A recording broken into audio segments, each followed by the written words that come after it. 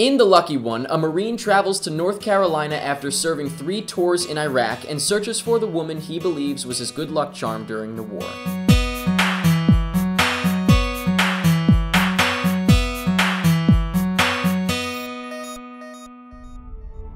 It was in the morning, after a night raid.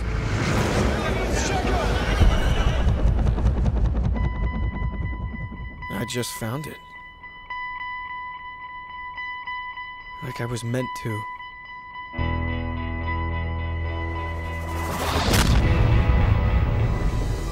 I promised myself that if I made it out, I would find that girl and thank her for saving my life.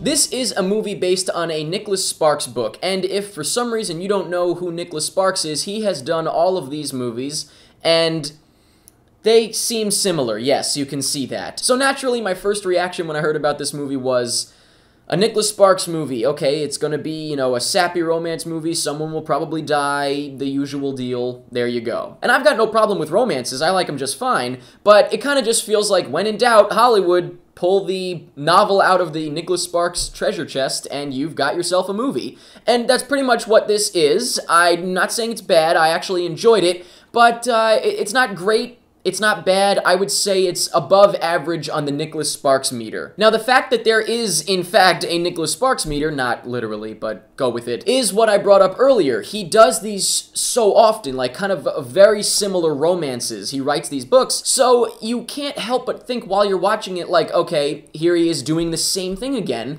And if maybe I saw this movie and I hadn't seen The Notebook or Walk to Remember or any of those movies, whatever, maybe I would have liked it more just because it doesn't feel as, you know, constantly coming out from this guy. It's kind of hard to explain, hopefully you understand what I mean, but based on the fact, you know, I can't ignore the fact that he does this so often, kind of these very similar stories, it just kind of lands a little above average. So plot-wise, once again, it is standard Nicholas Sparks, and I won't give anything away, but it is standard Nicholas Sparks. And while I was expecting it to be very contrived based on the trailer, you know, the concept seemed very contrived, it was done much better than I was expecting, so I thought that it was enjoyable. The only thing that I was kind of upset about is that it was standard Nicholas Sparks. I was hoping for, it seemed like there was kind of a different direction coming toward the end, but it ended up kind of going the usual route, I guess, kind of a canned and expected and predictable story, I guess you could say. And the characters are pretty much what you'd expect as usual, but I will say that the character Keith, I believe his name was,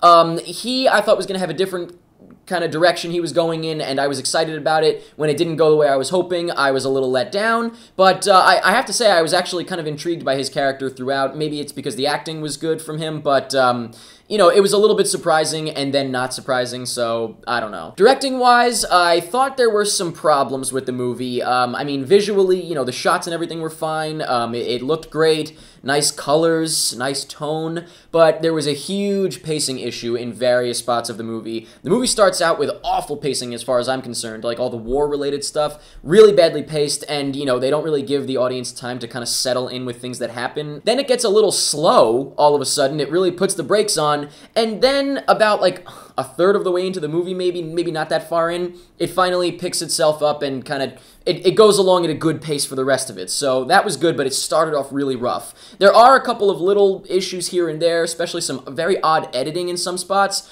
but overall, after a while, it did kind of fall into stride, and the pacing ended up being fine. Overall, the movie felt pretty much like a Nicholas Sparks movie, I mean, as far as you can take that, but I will say that it felt a bit more mature than I was expecting, and for that, I appreciated it. And finally, acting-wise, Zac Efron, I guess, is kind of the main focus here because everybody's always looking at him like, you know, oh, is he good, is he bad, I don't know. I like Zac Efron, I'm not gonna lie, I like him. I think he seems like a really nice guy, just, you know, in person, like, not in person, but in reality.